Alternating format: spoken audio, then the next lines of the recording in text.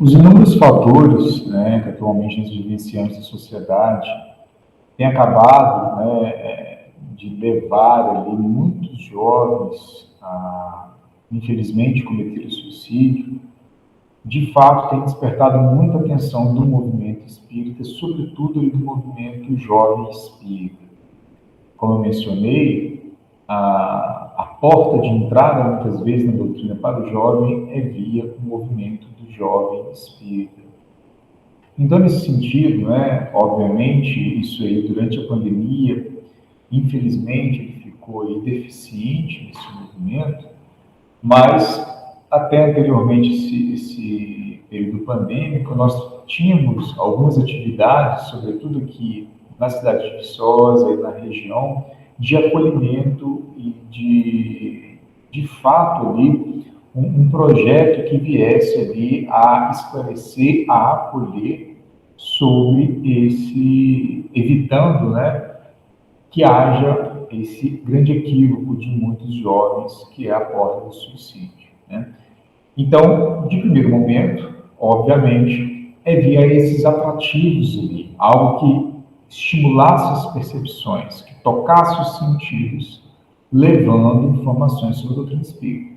Então, por exemplo, aqui em nossa cidade, pelo movimento Jovem Espírita, nós já tivemos encontros de música espírita, trazendo bandas de outras cidades, fazendo, né, um evento que de fato ele proporcionasse ali, um evento musical muito atual para o jovem, com estímulos ali muito atuais e que proporcionasse a eles também a pensar sobre esse tema, de certa forma, por meio dos esclarecimentos. Não só isso, mas também nós tínhamos aqui um grupo de arte espírita, por exemplo, né, o Transformar, que era um teatro espírita, e que levava inúmeras informações, né, com as encenações, obviamente, muitas espécies musicais, que tocava também, né, o mais íntimo. Né? A arte em si, de uma forma geral, era uma forma de divulgação ali da doutrina espírita, que consegue abarcar ali, né, abraçar mais ali a totalidade do indivíduo que está em contato, porque mexe com inúmeros estímulos das nossas percepções, toca de fato mais íntimo da gente. Né? Então nós tínhamos também ali essa questão do teatro espírita e também eventos específicos de acolhimento, do combate, né, acolhimento e o combate ao suicídio. Né? Então nós vimos ali proporcionados, sobretudo, pelos jovens espíritas e amparados também pelos trabalhadores espíritas das casas, obviamente. Mas sim, tinha um espaço para se falar, para se acolher sobre este tema, né? Que é de extrema importância. Como eu mencionei, acaba que a porta de entrada da doutrina do jovem, muitas vezes, é pelo movimento jovem espírita. Como mencionado anteriormente, né, dentro da minha experiência que eu tenho aqui na região de Viçosa, região no qual eu participo do movimento espírita, nós temos visto, né, algo um pouco recorrente dentro dos jovens espíritas, quando apresenta ali, né, ou pelo menos sinaliza algum tipo de mediunidade mais aflorada, nós temos percebido que, mais ostensiva, nós temos percebido ali algo relacionado mais a uma influenciação muito mais intensa, né? Uma influenciação com esses estímulos, muitas vezes ouvindo vozes, que causam uma grande perturbação.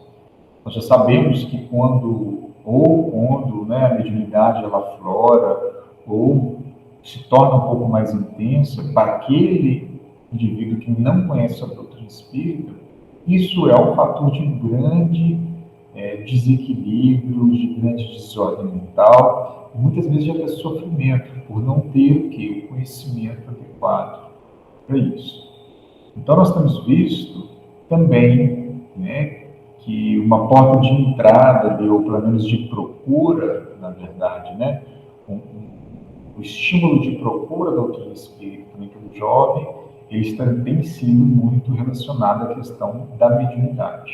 E, normalmente, essa mediunidade dos jovens espíritos, pelo menos a gente tem percebido aqui, né, uma tendência maior, se vem dessas influenciações, algo que ele sente aquela tentação, aquele mal-estar, uma aproximação, e que vai ali levar esse indivíduo, muitas vezes, a estar num estado perturbatório muito mais intenso. A gente tem uma influenciação demais aflorada desses nossos irmãos, né? E eles percebem, às vezes, ouvem vozes, eles percebem a presença de alguém que está próximo. Então, há esses jovens que procuram devido a estes desequilíbrios.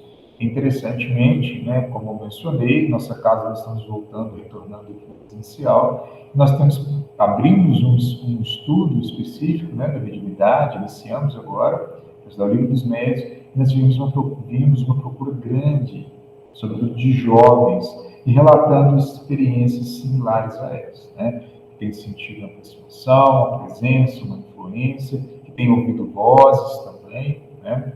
Então, a gente percebe isso que já vinha acontecendo antes ali desse período pandêmico, e agora a gente observa um pouquinho mais também. Bom, mas isso é importante frisar que é uma experiência minha dentro dessa realidade que eu estou aqui nesse contexto. Pode ser, né, que em outras regiões, outros locais, isso possa ser com uma tendência diferente, mas é isso que a gente tem observado aqui. Bom, para aqueles indivíduos que estão interessados, né, iniciar o doutrina espírita, conhecer um pouco mais, o primeiro momento que nós aconselhamos é, de fato, ir nas palestras públicas, nas casas espíritas. Esses momentos da palestra pública, normalmente, né, trata-se dos conceitos da doutrina espírita de uma forma mais ampla, de uma forma mais abrangente, mais suave, sem aprofundar muito, e ao mesmo tempo com um toque de sensibilidade para aqueles que estão ali. Porque muitas vezes, né, esses irmãos vão à casa espírita buscando um alento momentâneo. Então, obviamente, que é algo que o palestrante deve ou deveria se preocupar, que nesses momentos é um momento que não se deve aprofundar muito a doutrina espírita, de forma que seja ali uma passagem de conhecimento de uma forma muito maçante, né? E sim algo que traga também uma certa sensibilidade que permite o despertar do sentimento e das reflexões mais profundas que o indivíduo deve fazer. Bom, após ali nessas palestras públicas e aí a pessoa, o indivíduo, ele quer ali se aprofundar no entendimento da doutrina espírita, nós aconselhamos ali a leitura dos livros bases da doutrina espírita. O Livro dos Espíritos, o Livro dos Médios, Evangelho segundo o Espiritismo, Céu e Inferno e a Gênesis. Bom, mas e aí, todos de uma vez? Vou começar pela Gênesis, passando pelo Céu e Inferno, né? Será que seria mais interessante? Bom, talvez o mais interessante ali seria ler nem esses 5, mas sim o que é o Espiritismo, também escrito pelo Kardec. Porque ele dá uma introdução muito básica ali sobre a doutrina espírita, tem um diálogo ali entre 3 personagens, que é muito importante. Feito isso, aconselharemos ali o Livro dos Espíritos e, principalmente, se possível, participar dos grupos de estudos. Como eu mencionei, os grupos de estudos são momentos importantes que nós compartilhamos reflexões, compartilhamos ideias, tiramos dúvidas, né, que é extremamente importante. Então, nós sugeriríamos ali participar desses grupos de estudos, principalmente do Livro dos Espíritos e do Evangelho segundo o Espiritismo. Após ter tido ali uma base mais do Livro dos Médios, né, atrelado ao Evangelho segundo o Espiritismo, aí sim nós recomendaríamos para aqueles que querem aprofundar um pouco mais, poder estudar o Livro dos Médios, para entender um pouco mais sobre o fenômeno mediúnico, como a doutrina espírita de fato foi concebida, e os demais, né, o Céu e o Inferno e também a Gênesis. Okay? Bom, isso é uma sugestão, obviamente. E para aqueles jovens espíritas, as juventudes espíritas, elas são de fato ali as melhores opções, porque, como eu mencionei, são momentos ali que ampliam muito, né? Não é algo muito engessado. Então, permite ali uma diversidade de atividades que torna-se muito mais atrativa das percepções dos jovens atuais, né? nessa realidade que nós vivemos. Então, talvez o caminho seja este. E também para os jovens, além do movimento de jovens espíritas, juventudes das casas espíritas, frequentemente nós observamos também eventos de jovens espíritas, tá? Encontro de jovens espíritas, se não tiver na sua cidade, provavelmente vai ter uma cidade vizinha, e os movimentos jovens espíritas se organizam para que seja ali, né, façam essas viagens, sejam ali alguns eventos itinerantes, e até mesmo palestras, né, focadas para jovens em alguns momentos específicos, são atividades ou eventos pontuais realizados pelo movimento jovem espírita. Então, talvez seria esse ali o caminho mais atrativo, efetivo ali para o jovem espírita nesse. Uma outra pergunta do nosso irmão Leandro é sobre a universalidade dos ensinamentos do Cristo. Ele nos pergunta se os jovens espíritas tratam, né, os ensinamentos do Cristo de uma forma universalista, né? Bom, particularmente eu percebo que não. Eu acho que ainda há uma dificuldade de construção deles, lado talvez em alguns preconceitos, não sei, mas que possa ter essa visão mais universalista. Eu vejo uma dificuldade nesse sentido por parte deles de compreensão. Obviamente, né, isso tem um motivo que às vezes é passado por terceiros de uma forma muito limitada, não proporcionando para eles essa percepção mais universal dos ensinamentos do Cristo.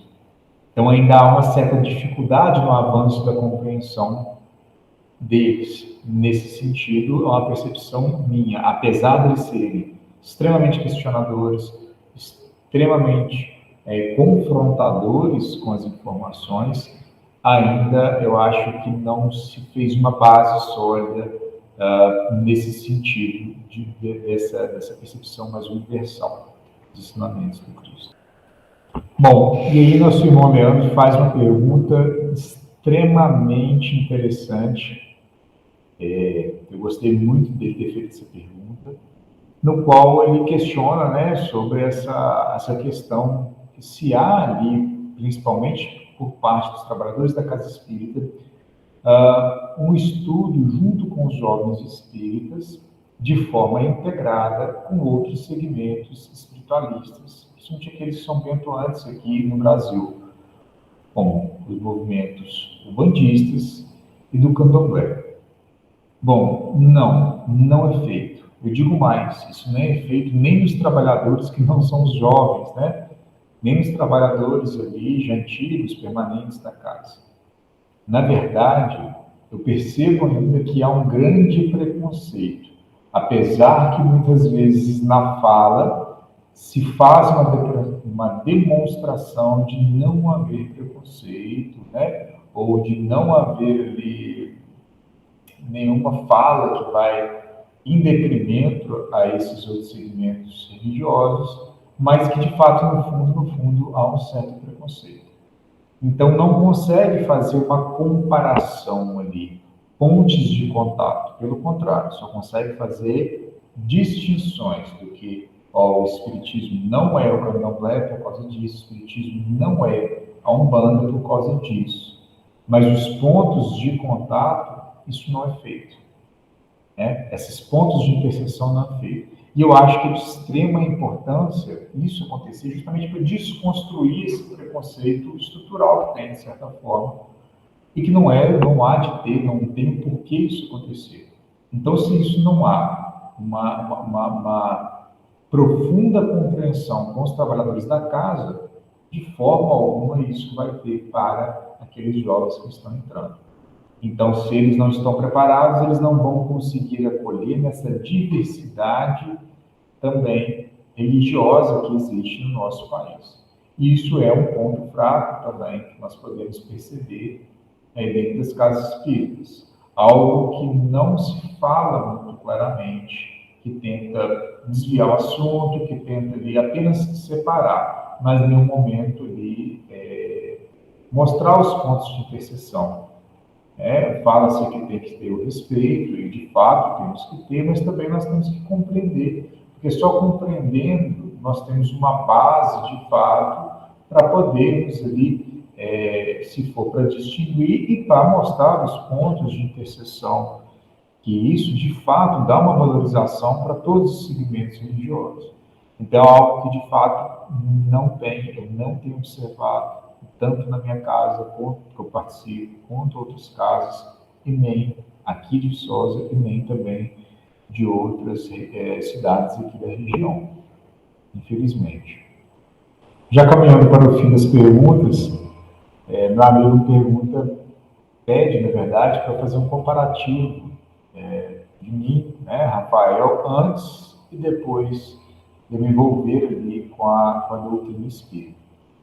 Bom, confesso que o meu primeiro contato com a doutrina espírita foi há muito tempo, né? Não foi aqui em Viçosa, foi lá na minha cidade natal, no Bar, no ano de 2005, que eu fui assistir uma palestra. Naquela época eu não participava de outro segmento religioso, só que eu já não estava me adequando àquela situação, algo me incomodava, e aí eu busquei ali um centro espírita, uma casa espírita, no momento de uma palestra pública, e que me despertou muito interesse, porque, de fato, me acolhia, eu sentia acolhido na energia, no momento, nas palavras que estavam sendo ditas, né, pelo orador espírita, apesar que em vários momentos ele citava nomes de espíritos que eu nem sequer nunca ouviu falar, e em alguns momentos eu sentia perdido, mas o sentimento era muito bom. Isso me despertou um grande interesse.